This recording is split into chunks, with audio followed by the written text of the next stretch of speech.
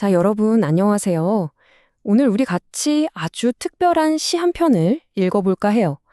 28, 정말 너무 이른 나이에 세상을 떠난 기형도 시인의 가을 무덤이라는 시인데요. 이 시를 따라가다 보면 정말 깊은 슬픔이 뭔지 함께 느껴보게 될 겁니다.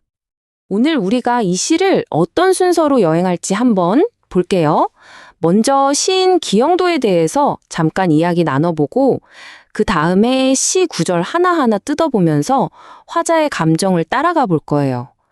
그리고 마지막에는 이 시가 지금 우리에게 어떤 질문을 던지는지 같이 한번 생각해보는 시간도 가질 겁니다.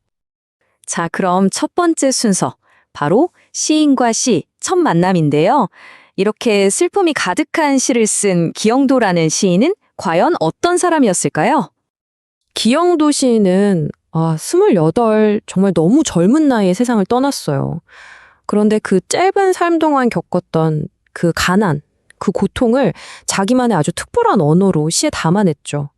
오늘 우리가 함께 볼 이 시도요, 공장에서 일하다가 안타깝게 세상을 먼저 떠난 누나를 생각하면서 쓴 시라고 해요. 시인의 삶을 먼저 알고 나니까 시가 좀 더 아프게 다가올 것 같지 않나요? 자, 그럼 이제 본격적으로 시의 첫 부분으로 한번 들어가 볼게요.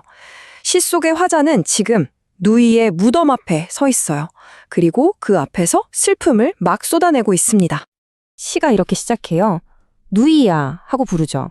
굉장히 직접적으로 말을 건네는 방식으로 시작하고 있어요.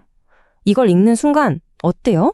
마치 우리가 지금 화자 바로 옆에서 그가 죽은 누이에게 하는 말을 가만히 듣고 있는 것 같지 않아요?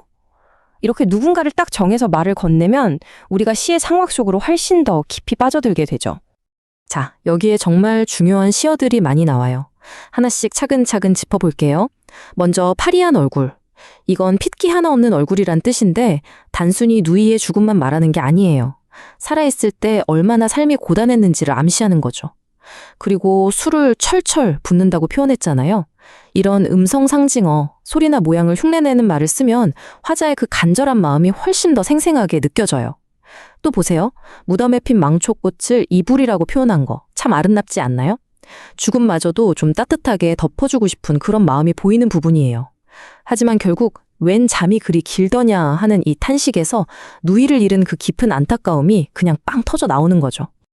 그리고 이 표현, 시리도록 허연. 정말 인상적이지 않아요? 이게 바로 우리가 문학 시간에 배우는 공감각적 심상이라는 거예요. 자, 허연 건 눈으로 보는 시각이죠? 그런데 그걸 시리다는 피부로 느끼는 촉각으로 확 바꿔서 표현한 거예요.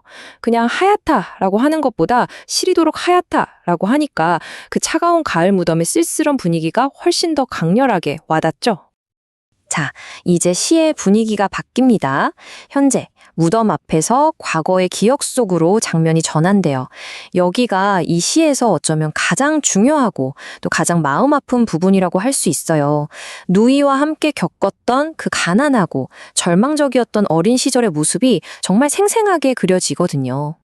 시를 보면 비가 막 쏟아져서 흙탕물이 흐르는 개울을 건너는데도 누이가 손에서 숟가락을 놓지 않아요. 여러분 한번 상상해 보세요. 왜 그랬을까요? 이 숟가락 하나, 이 작은 물건 하나가 당시 이 남매가 얼마나 절박했는지를 너무나 아프게 보여주는 거예요. 먹고 사는 문제, 그 생존의 문제에서 단 한순간도 자유로울 수 없었던 그 지독한 가난을 상징하는 정말 중요한 소재인 거죠. 보통 아침하면 희망을 상징하잖아요. 그런데 그 아침이 항상 우리 뒤편에서 솟았대요. 이게 무슨 뜻일까요? 우리 남매 앞에는 희망이 없었다. 이런 뜻이에요. 정말 절망적인 표현이죠.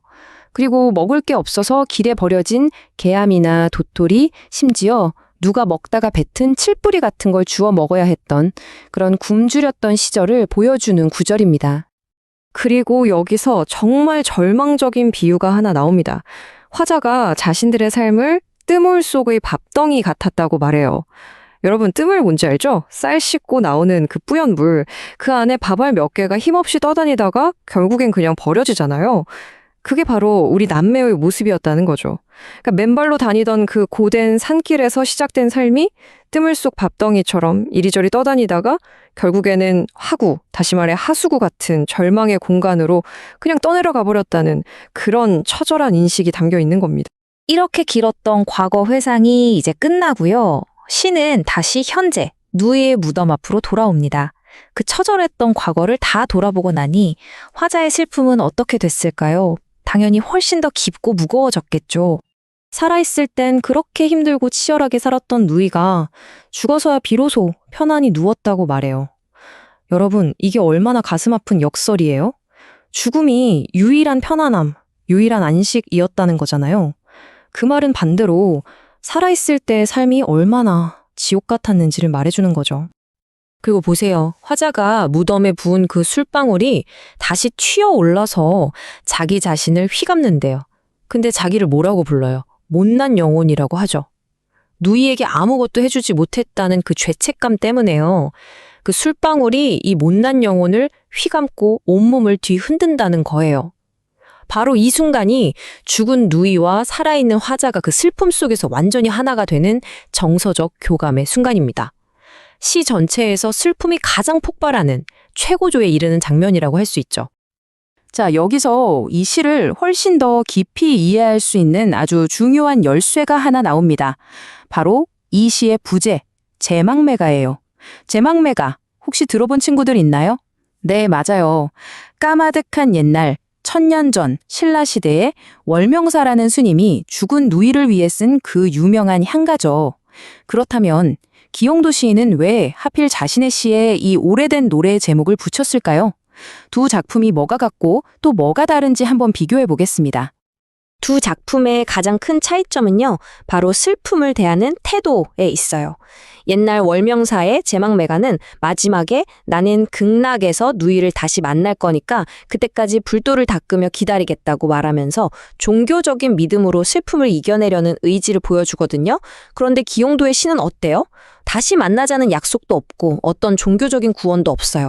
그냥 그 슬픔 속에 완전히 가라앉은 채로 시가 끝나버립니다.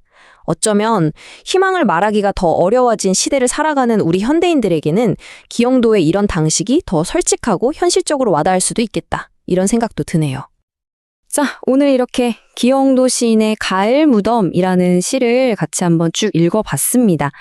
시에 대한 설명은 이걸로 마치겠지만 여러분, 원래 좋은 작품은 딱 정답을 알려주는 게 아니라 우리한테 많은 질문을 남기잖아요. 그래서 이 시가 우리에게 던지는 질문들을 마지막으로 함께 고민해 보면서 오늘 시간을 마무리해 볼까 합니다. 기영도의 시를 보면 슬픔을 억지로 이겨내려고 하거나 괜찮아 하고 외면하지 않아요. 그냥 그 슬픔이라는 감정에 자기 온몸을 맡겨버리죠. 우리는 보통 슬픔은 빨리 털어내고 극복해야 하는 거라고 배우잖아요. 그런데 어쩌면 슬픔을 피하지 않고 있는 그대로 충분히 느끼고 그 시간을 통과하는 것, 그것 또한 슬픔을 제대로 떠나보내는 아주 중요한 과정이 아닐까요? 한 사람의 그 지독했던 가난과 깊은 슬픔에 대한 기록이 왜 시대를 뛰어넘어서 오늘을 사는 우리에게도 이렇게 큰 울림을 주는 걸까요? 이 시를 통해서 우리 주변의 모습, 그리고 더 나아가 나 자신의 삶을 한 번쯤 돌아보는 그런 계기가 되었으면 좋겠습니다. 자, 오늘 이야기는 여기서 마칠게요.